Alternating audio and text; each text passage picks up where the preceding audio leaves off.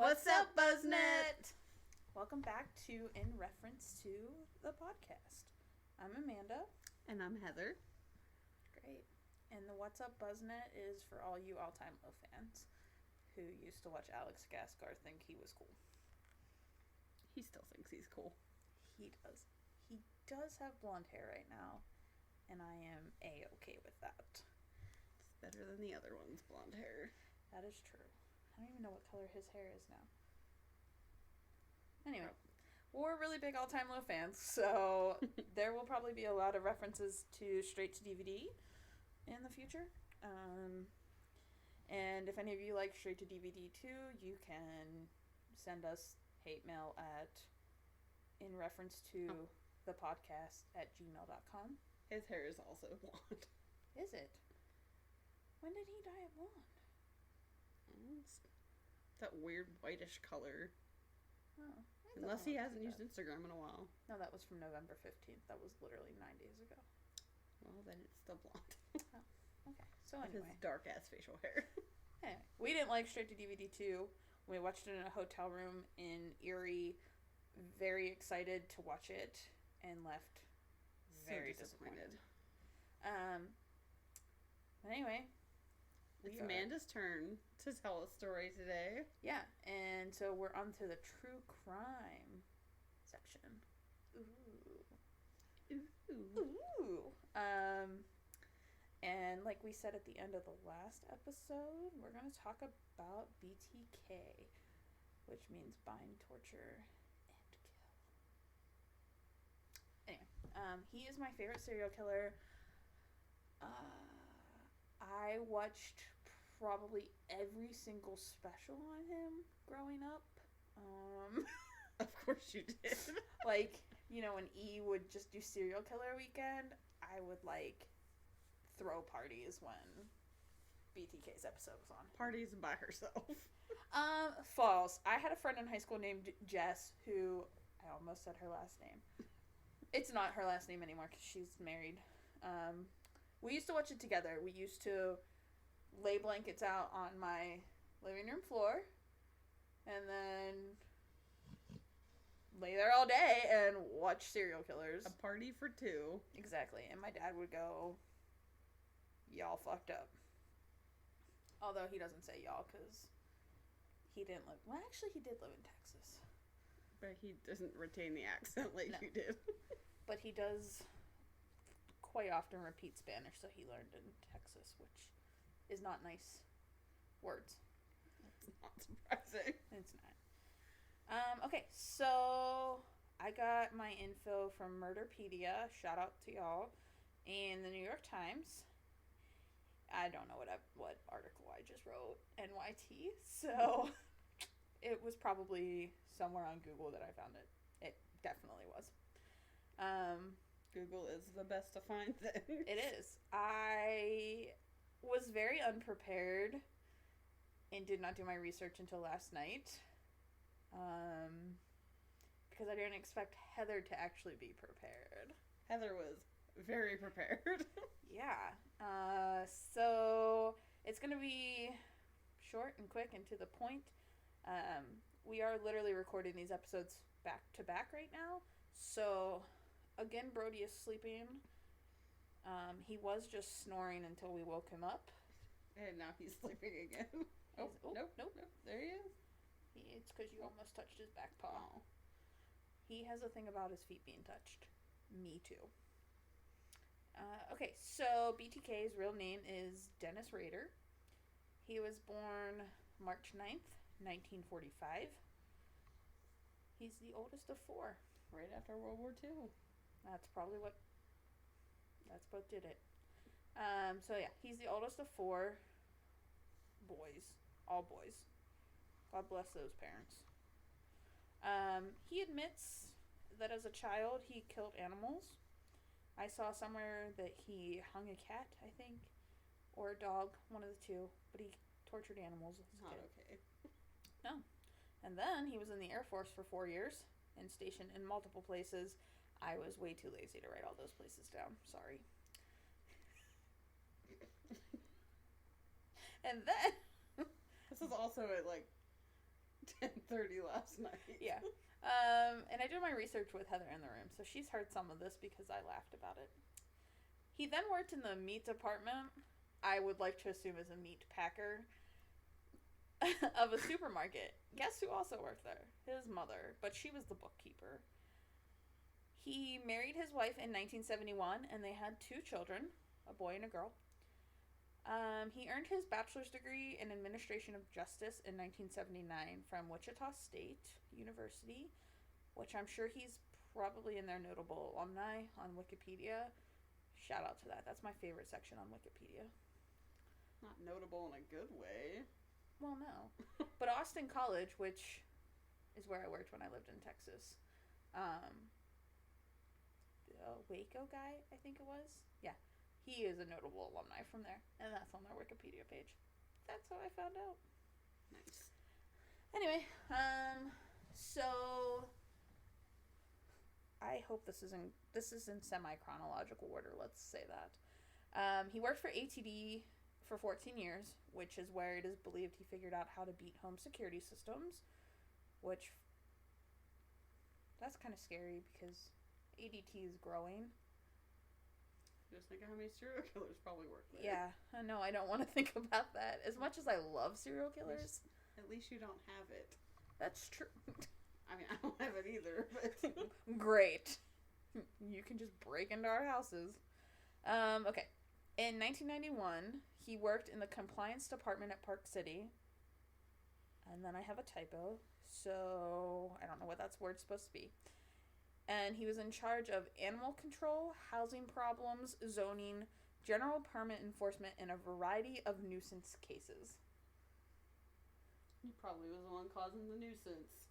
Well, yeah. But I believe I've heard this somewhere, like he was one of those people that walked around with like a ruler to make sure your grass was cut at the correct height. One of the homeowner association people. Yeah. I think I heard that, but I could be making that up. I'd be scared of a man walking around just holding a roller.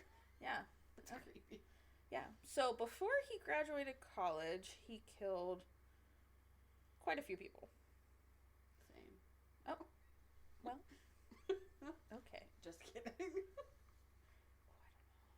Okay, so on January 15th in 1974, he killed 4 members of the Otero family. I might be saying that wrong.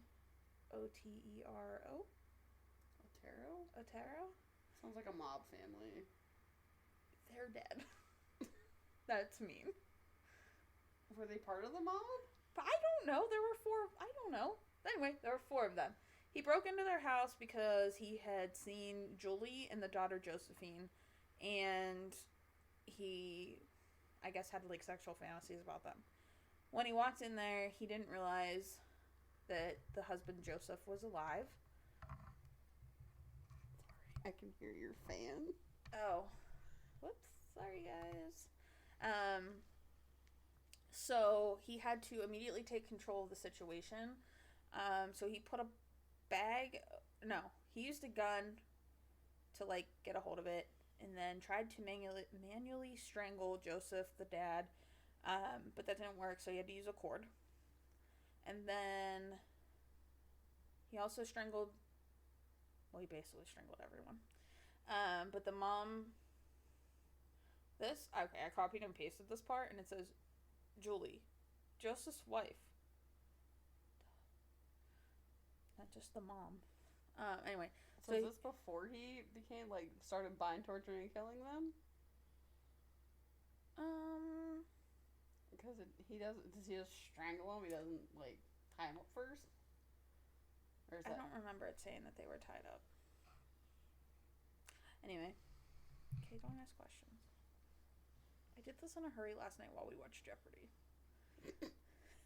So anyway, he strangled her manually, and the first time she didn't die, so he had to do it again. That would suck. I would rather just die the first time. Yeah, no kidding. He strangled and suffocated the son Joseph, and then this one's really gross. He hung the daughter Josephine from a pipe and then masturbated afterwards over her legs. Ew. And actually, this is what would end up sealing his fate and hooking him to this murder. DNA. Yes. Well, at least it was a thing when it happened. Well, it wasn't, but they collected the DNA and then later tested it. Huh. I'm gonna go back. Elevator music. So yeah, DNA was collected back then, but not tested until later on. All right, and then in April of that same year, 1974. Also, a lot of time. I guess it still wasn't the 40s when that happened. No, he was born in the 40s. Oh. He was born in 1945. DNA wasn't a thing in the 70s? They would collect it, but they couldn't test it yet. I think that didn't come around till the 80s. I could be wrong, though. You would know more than I would. I don't know that much. I just pretend to. Okay, so in April 1974, Catherine Bright was his next victim. He tried to strangle her, but ended up having to kill her by stabbing her because she didn't die. And also, he shot Kevin, her brother, twice, but he survived. But didn't make a positive ID, I guess. That was a weird noise. I'm sorry. Shot him where? Does it say where he got shot? No. It might somewhere, but not here. 50 Cent got shot 9 times and he survived. And made an album. And then had an acting career. And then wrote another album. Yeah. Yikes. Okay. In 1977, March 17th, his next victim was Shirley Vane. I should have looked at it. How's it spelled? Vian. Vian? Vian, maybe? He put a bag over her head and then strangled her. Her 3 children were in the bathroom screaming the whole time. Were they hiding? No, I think he locked them in there. Did he kill the kids? No. Well, there's at least that. Yeah. Sad, though. On December 8th, 1977, his next victim was Nancy Fox. He strangled her to death and then called the police after killing her, marking the first time they heard from him. Well, let me rephrase that. First time that they heard his voice. And then he went cold for a little bit, I guess, because he didn't kill again until my brother's birthday in 1985, which is April 27th. Before he was born. Way before he was born. He wasn't born until 1998. I was going to say, that was That's before. the third time. That was before we were born. Yeah, that's the third time this weekend I've tried to make my brother the same age as me. Not even close. Not even close. So he strangled Maureen Hedge to death. Then on September 16th, 1986, he strangled Vicky Wirgle. Anyway, he strangled her at her home. And then his final kill was on January 19th, 1991, and it was Dolores Davis. He was on a Boy Scout trip with his son, then left during the night, went home and changed, or went to his parents' house and changed. Broke into her house and strangled her, then took her body to a lake and left her there. He then went to a church where he had parked his car, changed back into his Boy Scout trip clothes, and went back to the trip. Nobody noticed he was missing? Well, actually, there were boys that ended up testifying, I believe, that he left. So, yeah. What a dick, leaving your kid behind? And Dolores wasn't found for 13 days. And, like, okay, so we were both Girl Scouts. We didn't sleep on Girl Scout trips. No, like, ever. If Debbie would have gotten up to leave, we would have been like, where the fuck you going? Like, why are you leaving us all here? Yeah, like... Even when we went to the zoo, we were, like, the last troop that fell asleep. We were bad. No, well, not my fault. We turned out fine. Yeah. Alright, so let's get into how he got caught. So Dennis Rader got caught because of his need to be recognized, because he's a serial killer and a narcissist. He wrote a letter detailing the killing of the Otero family and stashed it in an engineering book in the library, because clearly that's what book everybody's going to read. Only the engineers.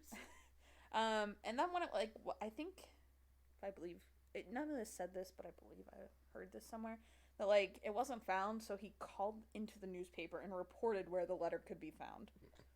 He really wanted somebody. Why didn't he just send it to the news station? The news store. Gotta love those news I'd like to stores. buy some news, please. God, I'd like to buy some good news in this world right now. In 1978, he wrote a letter to KAKE, which every time I read that in my head, I just read it as cake. Cake. So anyway, he wrote the letter to this news station claiming responsibility for the murders and suggesting some names for himself, BTK being one of them, and being the one that stuck. In this letter, he demanded media attention for the murders, and the media announced there was a serial killer in Wichita. So they gave him what he wanted. Did they ever release what the other names were? No, I looked for that, and I could not find them. Go for it. She just pulled her phone out. And Brody is shaking his head. Oh, he's voicing his opinion. Yeah, he is a handsome but tired boy. In March 2004, there were 11 communications received by Rader, which ultimately led to his arrest in February of 2005. You ready for how he got caught? Yes.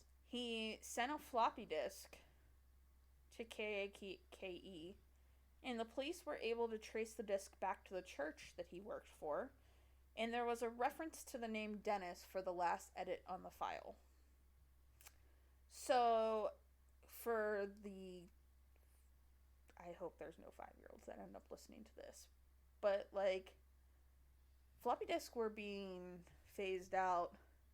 But, like the big square floppy disk or, like, the little hard disk? No, it was a purple hard disk. So not a floppy disk. No, but it's still called a floppy disk. Hard disk. Okay, well then maybe it wasn't. It's the save icon, kids. Yeah. For those of y'all who don't know. Also, just so we're clear, I wrote floopy disk. I need a floopy disk, please. Is that Snoopy floopy disks? Maybe. So he said he resurfaced in 2005 because there were people writing a book about the hunt for him, and he wanted a way to tell the story his way. So he didn't want other people to tell his story. He also said he was bored because his children had grown up. Have more kids.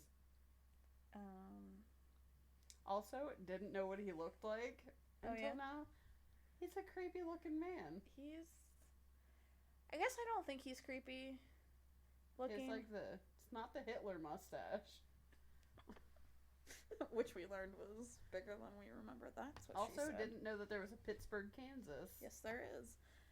Not if with you an watch, H. I know. If you watch Me, Earl, and the Dying Girl, they film at Pittsburgh State University, even though the book was written and took place at the University of Pittsburgh. Hashtag H2P. Hashtag hell to Pitt. Hashtag Pitt is it. Hashtag I'm a Pitt grad. Hashtag Pitt. Hashtag for any of you that say Pitt is shit. You're shit. Jesus. No, just kidding. Just kidding. We love everyone except for Penn State fans. I love my dad. Yikes. I'm just kidding, Harry. I love you too. As a dad. Can I make this any creepier? Okay, so he ended up pleading guilty to 10 charges and is serving life in prison. Kansas did not have the death penalty at the time of his last known murder, so therefore the most severe punishment he could get was life imprisonment. He must serve 175 years before being paroled. Which, like, dude, if you live that long, you kind of deserve it. Man, if there's ever an immortal serial killer, are they going to be in for a thing? Be like, all right, I did my 175 years. Let me out. The earliest he can be released is February 26th, 2180. Well, we're not even going to be alive then. Like, I don't even know. Is he still alive? 2180? And yes, he is still alive. Nobody killed him? No, because, this is my last bullet point. He is in solitary confinement, which means he is in a cell for 23 hours a day with 1 hour of yard time that's voluntary. So, like, if he doesn't want to leave. Like, nah, I don't feel like seeing anybody today. Like, me. So he doesn't shower? He is allowed to shower 3 times a week. I thought you were gonna, Same. I thought you were going to say 3 times a day. I was like, damn, is he a germaphobe? No. But like I literally said before we started recording that I need to shower. Which she still needs to shower. I haven't showered since Thanksgiving. It's now Saturday. Okay, but like in my defense, no, I walk my dog twice a day at least. However, so he's in solitary confinement, but it probably doesn't feel that way because he has been allowed to purchase a TV and a radio and can watch TV or listen to the radio. He shouldn't be allowed to watch cable. Like, PBS only. Bob Ross. Bob Ross. He's gonna be the next YouTube star. Bob Ross and Mr. Rogers' or Daniel Tiger's Neighborhood now. What else is on there? Is that where Daniel Tiger's Neighborhood is? I thought that was a Nick Jr. show. Oh, I just figured it'd be PBS because that's what Mr. Rogers was on. Oh, I don't know. What else was on? What was that? Was it Dragon Tales? The Reading Rainbow. No. The Dragon Show. Oh, Dragon Tales.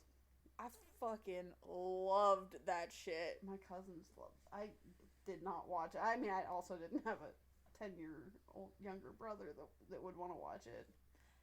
Yeah. Yeah, that's definitely why I watched it. It's also why I watched Barney until I was like 13. I used to sit in front of the TV and watch that every day before I went to school. Yo, who are we kidding? Dude, I used to fake being sick so I could watch Blue's Clues. Blue's Clues and Little Bear. Yeah, yo. Except I didn't like Face. I mean... Face... If on a TV, like, now, would be creepy. Yeah, that would be terrifying. Imagine if you had, like, the projector. Ugh, like, when I was in college... Was that you that we were playing Wii? The earthquake game? Yes. We were like, shit, are we... It's like, the whole building's not gonna fall on us. So anyway, the victims' families are very upset about the fact that he has cable. Well, I don't know if he has cable, but that he was allowed to buy a TV. I would be upset at the fact that he's still alive. And so is Brody.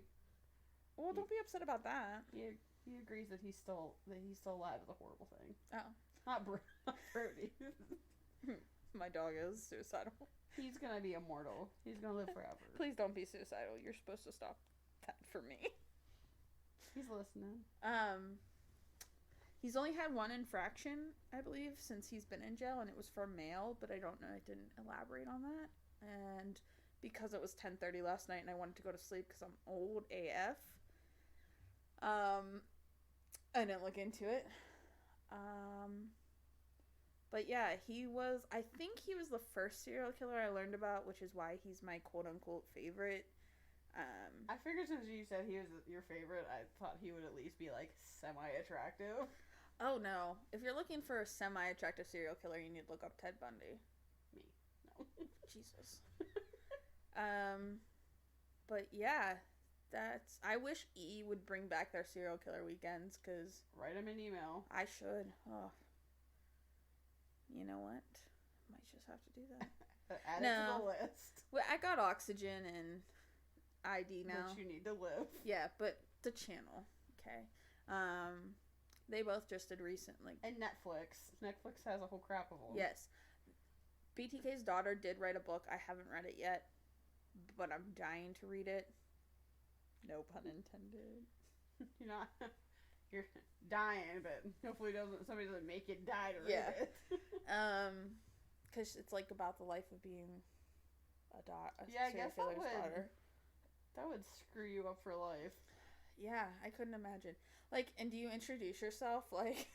Like, hey, my dad's BTK. Yeah, probably not. She probably. Oh, I did read that his wife filed for divorce after he was arrested. Did they not know that he was doing no, it they had until no he got idea. caught?